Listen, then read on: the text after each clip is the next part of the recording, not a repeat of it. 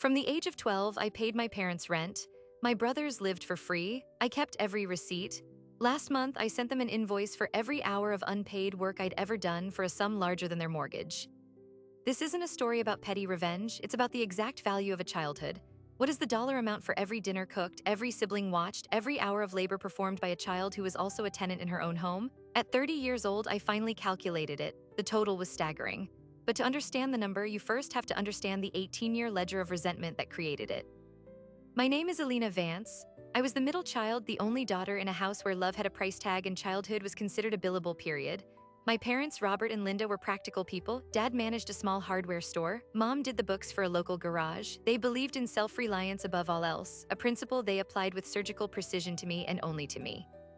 I had two brothers. Michael, 2 years older, was the golden child. Star quarterback, charismatic, his dreams were treated as investments. Then there was Liam, 4 years younger, the baby. His needs were emergencies that everyone, meaning me, had to drop everything to address. And then there was me, the function, the one who made the system work. The rent started the month I turned 12. It was a Tuesday. Dad sat me down at the kitchen table with a ledger. He said living under his roof wasn't a right after a certain age, it was a privilege with associated costs. $50 a month, that was the year 2006. I just started babysitting for neighbors. My entire monthly income was $80. I asked why Michael, who was 14, didn't have to pay. Dad said Michael's sports schedule was his contribution. I asked what my contribution was supposed to be. Mom smiled thinly and said, "You help me, that's your rent." That was the first time I understood the transaction. The $50 was just the entry fee. The real currency was my labor. And so the double ledger began. In one column, the official rent climbing to $75, then $100 as I got older and could work more hours at the diner after school. In the other column, a mental tally of everything else. Cooking dinner 4 nights a week because Mom was tired from doing the books for the garage, doing the family's laundry every Sunday, watching Liam every afternoon from 3 to 6, then helping him with homework. Being the on-call babysitter for every date night, every errand, every time my parents needed to be child-free. I kept the rent receipts, not out of some grand plan for revenge, but because I needed proof. Proof that I was paying for something my brothers got for free. Proof that I was, in the most literal sense, paying to work. I hid them in an old shoebox under my bed, each one a tiny paper betrayal. The unfairness was the air we breathed, but one incident made it concrete. I was 16. I'd saved for 9 months from my diner job to buy a used laptop for school projects. The day I finally had the $300, I came home to find Michael showing off a brand new top-of-the-line gaming laptop. Dad had bought it for him as a reward for making varsity. I remember holding my envelope of cash, my fingers leaving damp marks on the paper. That night, I asked my parents if they could at least match what I'd saved, like they had for Michael. My father looked at me over his newspaper and said, "You want things, you work for them, that's the deal. Michael's deal is different." That phrase became the mantra of my adolescence. Your deal is different. It meant my time was less valuable, my ambitions were less urgent, my money was community property while my brother's money was their own. The breaking point, the moment the quiet tally became a cold, hard plan, happened the week I turned 18. I was a high school senior working 30 hours a week taking AP classes, and I had just been accepted to State University with a partial scholarship. I needed to save every penny for the remaining tuition and books. I sat my parents down, ledger in hand, and presented a budget. I asked politely if my rent could be waived for my last 6 months at home so I could build a savings cushion. My mother looked nervous. My father didn't even look up from the TV. "The rent isn't about the money, Alina," he said. "It's about teaching you responsibility. The real world won't give you a break. If you can't handle this, how will you handle life on your own?" Then he delivered the kicker. "Besides, we've come to depend on that income. It covers Liam's hockey fees." I felt the room tilt. My rent, my forced contribution, was directly funding my little brother's extracurriculars. My labor was subsidizing his childhood while mine had been monetized and spent. I didn't say a word. I just went upstairs, pulled the shoebox from under my bed, and spread the receipts on the floor. Dozens of them, a paper trail of my own childhood purchased back in $50 and $100 increments. That night, I started a new document on my phone, a real ledger. I began with the rent, every payment with dates and amounts. Then beneath it, I started a new section. I called it Services Rendered. I began estimating how many hours per week did I cook, how many loads of laundry, how many hours of childcare. I used the lowest possible local rates I could find online for a cook, a laundress, a nanny. I was conservative, scrupulously fair. I didn't charge for emotional labor. I didn't charge for the silent treatment, or for the birthdays they forgot, or for the way they introduced me as our practical one while introducing Michael as our star. The numbers, even at those minimum wage rates, began to stack up. By the time I left for college at 18, the initial total in the services rendered column was already shocking. But I closed the document. I packed my boxes, took my shoebox of receipts, and left. I thought distance would dull the ache. I thought building my own life would be the answer. For 12 years, I didn't open that document. I graduated, got a job in accounting, built a career. I was polite but distant with my parents. I sent cards, I called on holidays. The subject of my childhood rent was a ghost we all agreed not to acknowledge. They asked me for loans sometimes, which I usually gave and which were sometimes repaid. The dynamic was frozen, a silent, accepted treaty. Then last year, my father had a minor heart scare.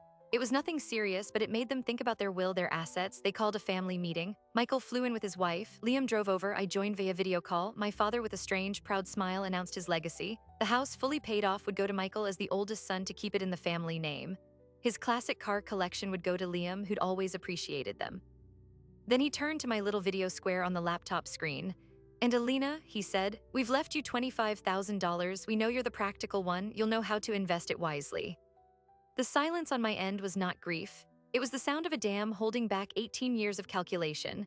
The house was worth over $400,000. My father was bequeathing me a fraction of its value, a token, while gifting the entire asset to my brother for free. He was doing in death what he had done in life, quantifying my worth as a fraction of my brother's. That was the trigger. After the call ended, I didn't cry. I walked to my home office, opened my secure cloud drive, and found that old document from when I was 18. I opened a fresh spreadsheet, and I began to work not with the anger of a child, but with the cold, methodical precision of an accountant. I had the receipts, I had the dates, I had the memories. I would calculate every single debt. But here's what I discovered in those first few hours of research: a legal and emotional loophole so profound it changed everything. I wasn't just compiling a bill, I was building a case. And the first piece of evidence wasn't a receipt at all. It was a law on the books in my state that made my parents' entire scheme with a minor not just unfair, but potentially actionable. The law was clear and shockingly simple. In my state, parents have an affirmative legal duty to provide necessary shelter and support to their minor children. Charging a child under 18 for basic shelter isn't just unfair, it potentially voids the entire concept of rent. That money legally could be seen as something else entirely. My first thought wasn't victory, it was a hollow, cold clarity.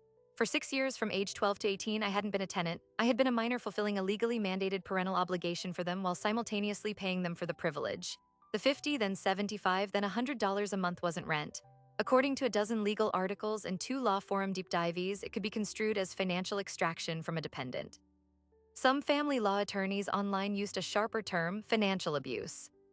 I leaned back in my chair. The quiet hum of my computer fan was the only sound: financial abuse. The phrase felt too clinical, too severe for the mundane misery of my kitchen table ledger, but the definition fit: using economic means to control and exploit a family member. I'd paid to control the narrative of my own worth. I'd worked to fund my own erasure. This changed the equation. This wasn't just about sending a bill for unpaid chores. This was about reframing the entire financial relationship. If the rent money I paid as a minor was essentially invalid, then every dollar I'd handed over from my babysitting and diner jobs was a debt they owed *me*. A debt incurred by charging for something they were legally required to provide for free. I opened a new tab. I needed to quantify the labor, the real work. I wasn't a lawyer. I couldn't sue them for emotional distress. But I could send an invoice, a detailed, itemized, mathematically precise invoice for services rendered, and for that I needed market rates.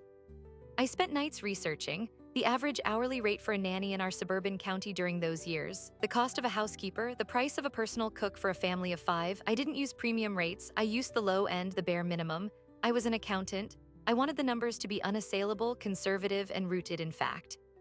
Then I reconstructed my childhood calendar. School year, summers, holidays. I mapped out a typical week at age 13, 14, 15. Monday, after-school childcare for Liam, 3 hours. Tuesday, laundry, 2 hours. Wednesday, dinner prep and cleanup, 2.5 hours. Thursday, more childcare. Friday, deep cleaning of shared bathrooms. Saturday, grocery shopping with mom, which meant I did the lifting and organizing while she directed.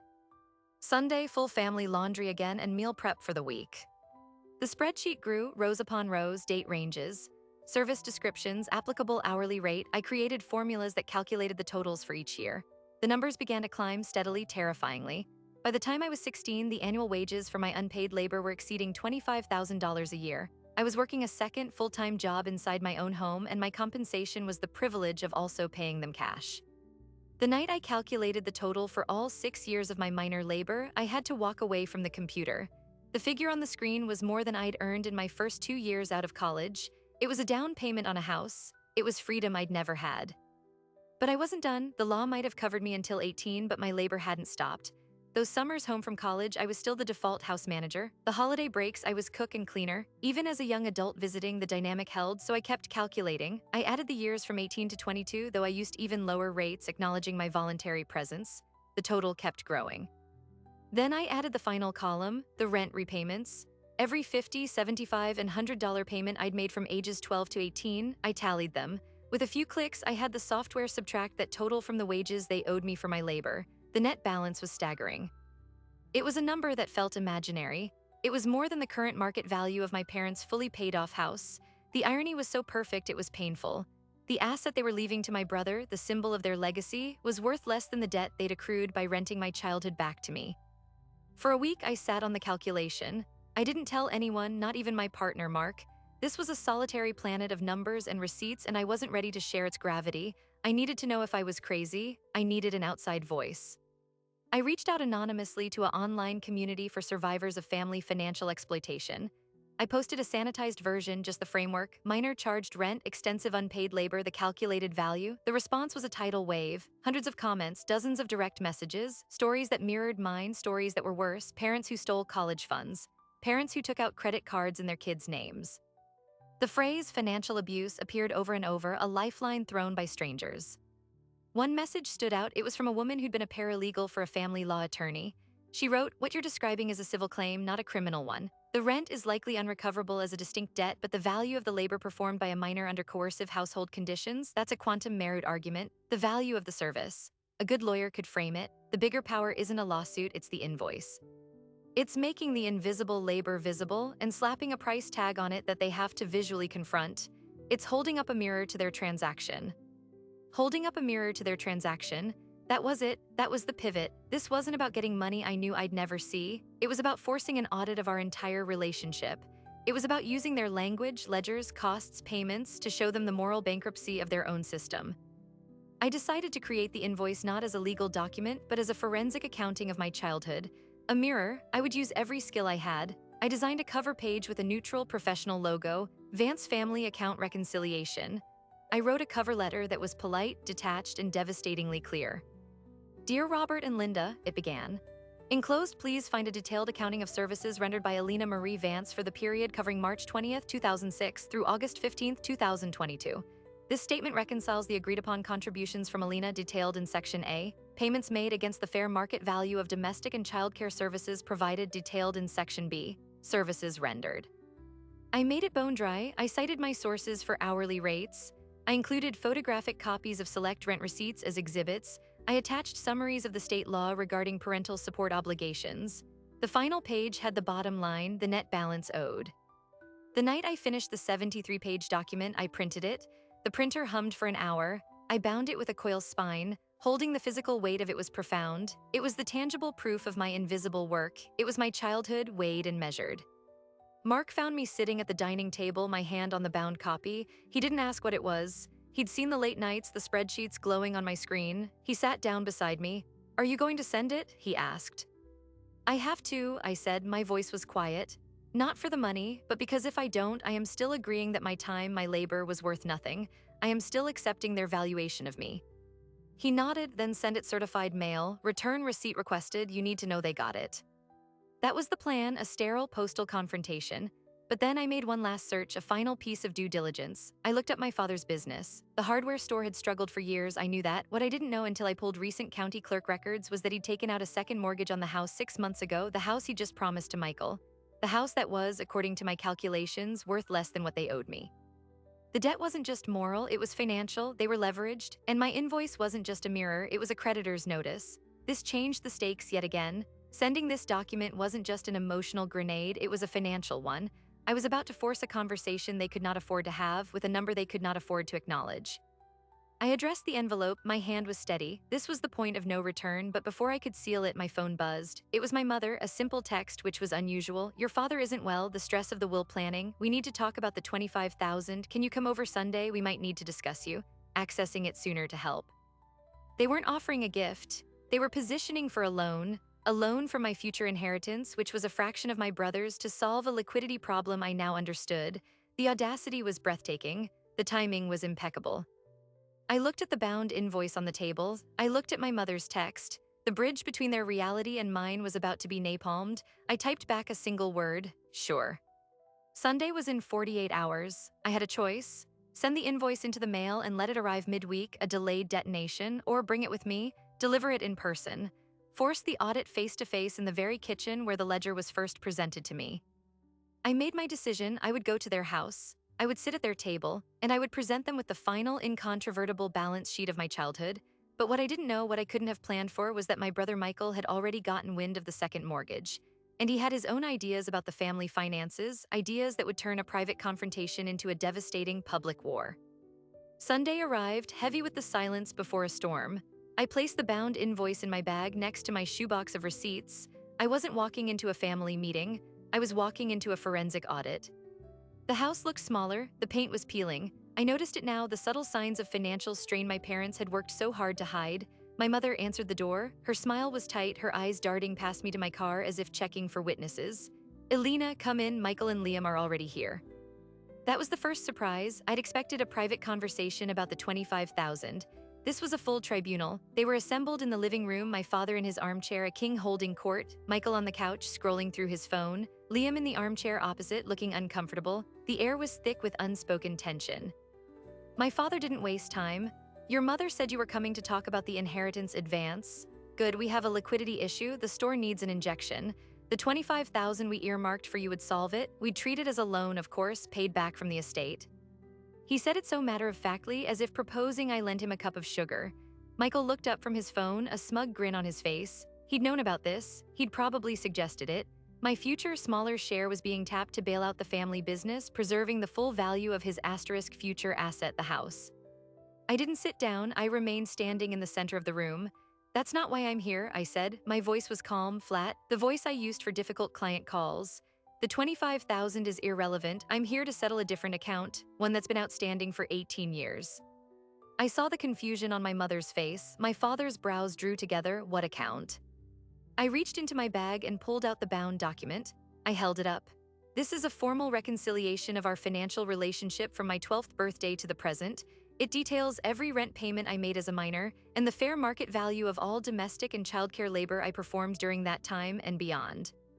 The room went absolutely still. Liam leaned forward, confused. Michael put his phone down slowly. What the hell is that? He said. It's an invoice, I said. I walked to my father and placed it on the coffee table in front of him. The coil binding gleamed under the lamp. The bottom line is on the final page, but I suggest you start from the beginning. My father didn't touch it. He stared at it like it was a live snake. Is this a joke? Page 1 has copies of the first 6 rent receipts, I continued, clinical. Page 5 outlines the state legal code regarding parental support obligations for minors. Page 12 begins the itemization of services, cooking, cleaning, laundry, childcare for Liam. Hourly rates are based on county averages for those years. I used the lowest end of the scale. My mother made a small, choked sound. Elena, we were a family. You helped out. That's what families do. I did more than help out, Mom. I managed the household, and I paid you for the right to do it. I turned to her. From age 12 to 18, I worked an estimated 35 hours a week in this home, unpaid, while also paying you between $50 and $100 a month. You charged me for my childhood, and then you made me work it off. Michael stood up. This is insane. You're trying to charge Mom and Dad for raising you. No, I said, my eyes still on my parents. I'm charging them for labor they extracted under a coercive financial arrangement. The rent was the coercion, the labor was the product. I'm simply stating the market value of that product. My father finally reached for the document. He flipped past the cover letter, his eyes scanning the tables, the totals. His face, already pale from his heart scare, went ashen. He lingered on the final page, on the net balance. His hand began to tremble. You think we owe you this?" he whispered. The number had stolen his voice. I know you do, I said. It's not an opinion, it's arithmetic. The receipts are proof of payment. The labor logs are reconstructed from memory but conservative in estimate. The rates are verifiable. The law is clear. You can check my work. It was then that Michael snatched the document from my father's hands. He skimmed it, his eyes widening. Then he let out a harsh, disbelieving laugh. This is a fantasy. You can't be serious. This is more than the house is worth. I know, I said quietly. I ran the comparables. The statement hung in the air. The sheer, gargantuan size of the number had made the room shrink. It wasn't a bill, it was an indictment, it said. The cost of what you took from me exceeds the value of everything you have. My mother started to cry, not dramatic sobs, but a quiet, broken leaking of tears. We did our best, we taught you responsibility.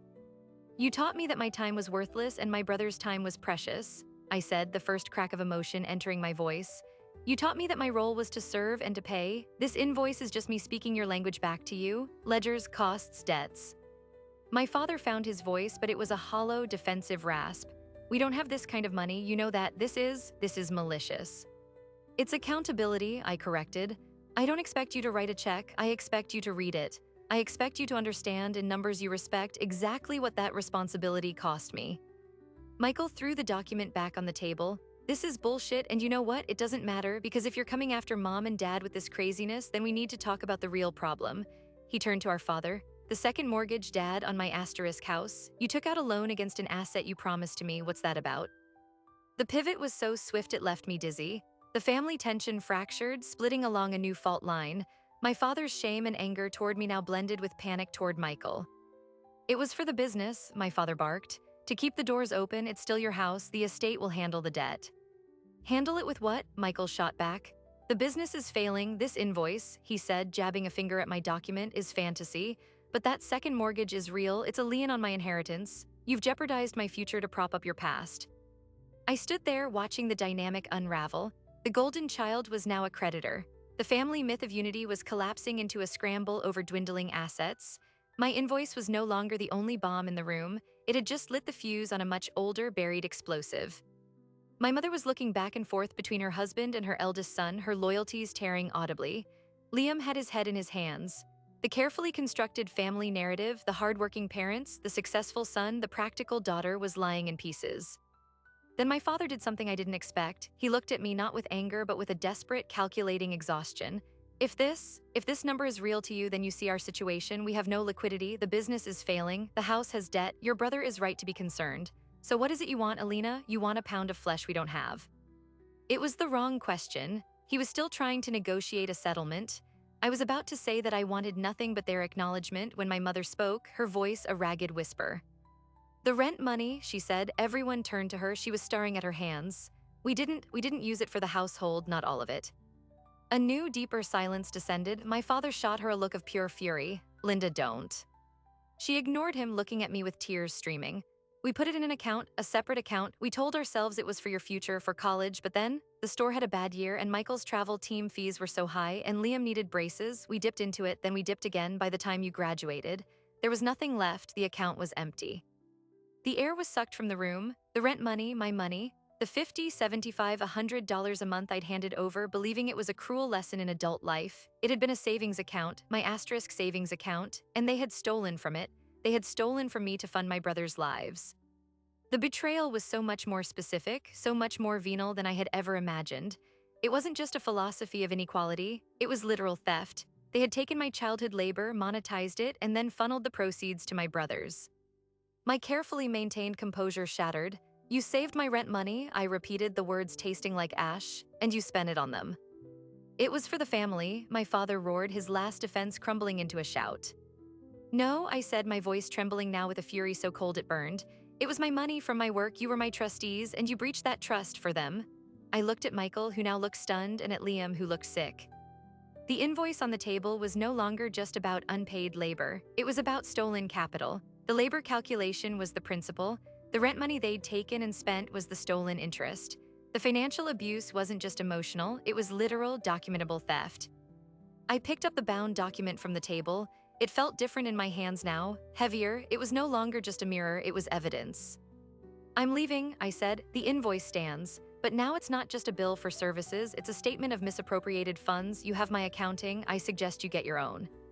I turned and walked to the door. No one tried to stop me. The war was no longer between me and my parents. It was a three-front battle, me versus my parents for theft and exploitation, my parents versus Michael for the mortgaged house, and Michael versus me for exposing the rot that threatened his inheritance. As I drove away, my hands tight on the wheel, I realized the confrontation wasn't over. It had just escalated to a new, irreversible level. They had admitted to the one thing that transformed this from a family dispute into something with sharper teeth, and I had a shoebox full of receipts that could prove it. But what I didn't know was that Michael, fearing for his financial future, was already on the phone with a lawyer, and he wasn't looking to defend my parents. He was looking to protect the house. And his strategy would involve attacking the very foundation of my invoice, dragging our family's private shame into a bright, public, and legal light. The numbers were about to meet the law. The lawyer's letter arrived 3 days later. It wasn't from my parents. It was from a firm representing Michael. The language was cold, formal, and dripping with threat. It accused me of attempted extortion and of fabricating a fraudulent debt to unlawfully cloud the title of the family home, an asset he considered his future property. It demanded I retract the invoice in writing, cease and desist all attempts to collect, and provide a signed statement acknowledging that no such debt existed. Failure to comply would result in a lawsuit for slander of title and intentional infliction of emotional distress. My brother was using the legal system to silence me, to protect his inheritance from the truth. Mark read it over my shoulder, his jaw tight. He's bluffing. No lawyer worth their license would take that case to trial, but he can make your life miserable and expensive. I knew he was right. This was a classic intimidation tactic, but it revealed Michael's true priority, not family, not truth, but the house. The asset. My invoice was a threat to its value, not just emotionally, but legally. If a claim of debt existed against my parents, it could become a lien against their estate, against his house. I didn't respond to the lawyer. Instead, I made 2 copies of the entire invoice package, the bound document, the copies of receipts, the legal citations, and my mother's verbal admission about the stolen rent savings, which I summarized in a sworn affidavit. I sent 1 copy, again via certified mail, to my parents. The other I took to a local family law attorney for a 1-hour consultation. The attorney, a weary-eyed woman in her 50s named Susan Carter, skimmed the documents. She whistled softly. The quantum of labor is impressive. Your documentation is good for a non-professional. The legal theory is creative. You'd have a very difficult time in court.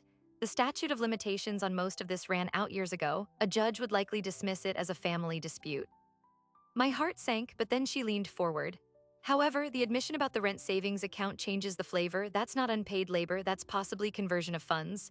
Money taken from a minor with a presumed purpose, her future, and spent elsewhere. That has a longer tail, and it's not a labor claim, it's a financial one, it's cleaner. She tapped the affidavit.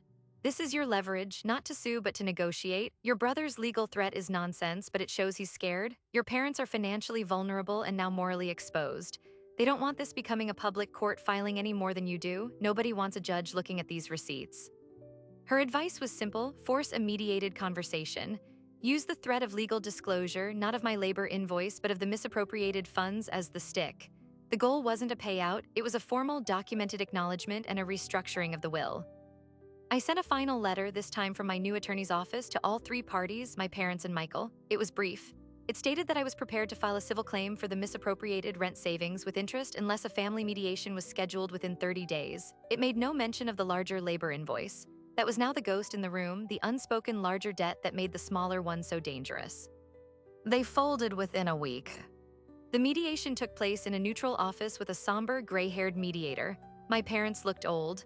Michael was there with his own lawyer, a slick man who kept glancing at his watch. Liam refused to come. The air was thick with resentment and fear. It began with posturing. Michael's lawyer called my claim frivolous. My father tried to argue that the rent money was a gift, not a trust. The mediator, a patient man, let them talk. Then he turned to me. What is it you want, Alina? I had rehearsed this. 3 things. First, a written signed acknowledgement from my parents that the money I paid as rent from ages 12 to 18 was placed into an account for my benefit and was spent on other family expenses without my knowledge or consent. Second, a revision of the will. I am not asking for the house. I am asking for the $25,000 cash bequest to be increased to $50,000 and for it to be designated as a repayment of the misappropriated funds, making it a true debt of the estate, paid before any other distributions. Michael started to object, but the mediator held up a hand. And the third. The third is that the remainder of the estate, the house, the cars, everything else, be divided equally between my 3 siblings and me. No special shares, no golden child inheritance, equal parts. Silence, then chaos. Michael erupted. That's outrageous. The house is mine, Dad promised. My father was staring at me, a strange mix of horror and something else. Respect, he understood the math. I wasn't trying to take the house. I was making the house part of a pool that would be split 4 ways. Michael would still get a quarter of it, but not all of it. It was the ultimate negation of the different deal. The negotiation lasted 5 hours. There were tears from my mother, shouts from Michael, long silences from my father. My attorney was a rock. We didn't budge on the acknowledgement or the will. We negotiated the amount. We settled on $40,000 as the designated repayment in the will, and we agreed on the equal 4-way split of the residual estate. The most surprising moment came from my father. Near the end, exhausted, he said, and the other number, the big one. He meant the labor invoice total, the one that exceeded the house's value. I looked at him. That's not a legal claim, Dad. That's just the truth. You can keep that. Consider it a write-off. He flinched as if struck. That was the moment he truly understood. The larger debt was so immense it was beyond collection. It was a moral judgment, and I was letting him live with it. That was the real penalty. We signed a memorandum of understanding. The will would be redrafted. The acknowledgement letter would be signed and given to me.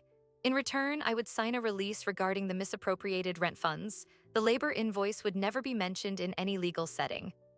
Walking out of that office, I felt no triumph, only a profound echoing fatigue. I had used the tools of their world, law, money, contracts, to force a correction in the ledger. It was a settlement, not a victory. The aftermath was quiet and cold. Michael didn't speak to me for a year. My parents and I entered a state of strained, distant civility. The family gatherings were over, the myth was dead. Then last month, my father called. His voice was uncharacteristically hesitant. He asked if he could come see me alone. I agreed. He showed up at my door with a small, locked metal box. He didn't come inside, he just held it out. "This is yours," he said. "I should have given it to you a long time ago." I took the box. He turned and left before I could ask any questions. Inside the box, I didn't find money. I found more receipts. Dozens of them older than mine, receipts for piano lessons he'd taken as a boy, notations in his father's handwriting, a faded ledger showing that from age 10 he'd been charged a board fee by his own parents who'd used it to pay for his sister's private school tuition. A handwritten note from his mother that read, "Robert, life isn't fair. You carry the weight so others can fly. That's your duty." I sat on my floor, surrounded by this paper ghost of his childhood. The pattern wasn't just mine, it was his. He had recreated the exact system of exploitation he had been raised in. The different deal, the extracted labor, the monetized love, it was a legacy. He had been the practical one, the weight bearer, and then he made me one. He'd given me the one thing I never expected, an explanation, not an excuse, but a blueprint of the poison's origin. He was showing me that the ledger I'd fought against was one he'd been forced to live by his whole life. In his own broken way, this was his acknowledgement. I haven't cashed the $40,000 yet. It's still sitting in the estate account waiting. The house is still theirs, Michael still stews, but the will is changed. The truth is on paper, and I have a metal box that tells me the war I fought wasn't just with my parents. It was with a ghost that lived in them. The invoice did what I needed it to do. It forced evaluation. It made the invisible visible. It made the implicit explicit. They can no longer pretend my childhood was equal. The numbers won't let them. And me, I finally closed the spreadsheet. I put the shoebox of receipts and the metal box of my father's ghosts on a high shelf in my closet. I don't look at them anymore.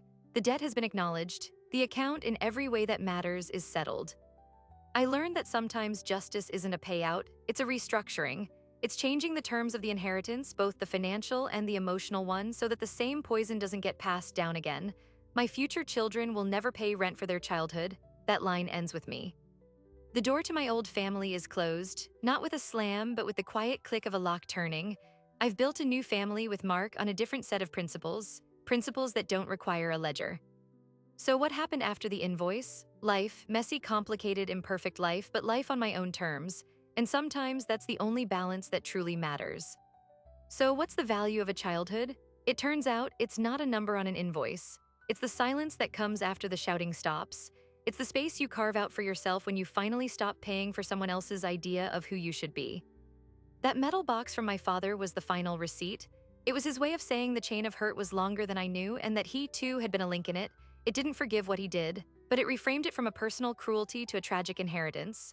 Some families pass down rings or recipes. Mine passed down a ledger. My story isn't unique. I've heard from hundreds of you since I first shared pieces of this. The details change. Sometimes it's a car, sometimes it's a college fund, sometimes it's just the relentless unpaid labor that's expected from one child and not the others, but the core wound is the same. The realization that in your own family you were an economic unit before you were a person, that your love and labor had a price tag and someone else was setting the rate. I didn't send the invoice for the money. I sent it for the valuation. To force a conversation where the only language spoken was numbers, because that was the only language they truly respected. And in that sterile, brutal dialect, I finally got them to hear me. If you're holding your own shoebox of receipts, literal or metaphorical, I'm not telling you to send an invoice. I'm telling you that you have the right to audit your own life, to look at what was taken, what was given, and decide if the balance sheet they wrote for you is one you're willing to sign. Breaking a cycle doesn't always look like a dramatic confrontation. Sometimes it looks like a revised will. Sometimes it looks like a quiet decision to never charge your own kid for the roof over their head. Sometimes it just looks like putting the box on a shelf and walking away, knowing the debt is theirs to carry, not yours to collect. True reconciliation isn't always a family dinner. It's often a cold, clear-eyed truce. It's the peace that comes from knowing you stated your terms, you defended your worth, and you built a door you control. Thank you for listening to my story. If this resonated with you, if you've ever felt the weight of a hidden ledger in your own family, tell me in the comments. What was your receipt? What was the thing that made you realize the deal was different? Your stories matter. They help others feel less alone in their own audit. And if you want to hear more stories about rewriting family rules and building a life on your own terms, make sure to subscribe. There's another story waiting for you, one I think will hit just as hard. My name is Alina Vance. This was my reconciliation, not with them but with myself. The account is closed. The rest of my life is profit.